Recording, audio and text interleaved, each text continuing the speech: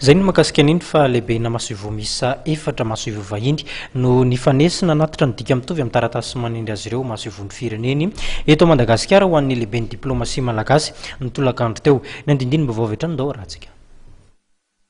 Anisan'ireo lehiben'ny masovo vahiny efatra izay nanatitra ny dika mitovy ny taratasy manindry azy ho an'ny lehiben'ny diplomasia malagasy nitolakandro teo ny lehiben'ny masovon'ny Seychelles izay sekretera jeneraly ny voameran'ny ranomasimbe indianina teo aloha. Ny tanjona raha ny voalazan'ity farany dia ny anamafy ny fiaraha-miasa eo amin'ny Seychelles sy Madagasikara, na izany eo amin'ny sehatra politika, na eo amin'ny sehatra ara-toekarena, na eo amin'ny sehatra ny fizahantany. Je suis heureux d'être le premier ambassadeur de Seychelles.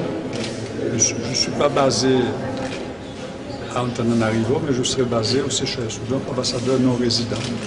Seulement, mais c'est dans l'objectif de renforcer la coopération et les relations déjà excellentes entre Madagascar et les Seychelles.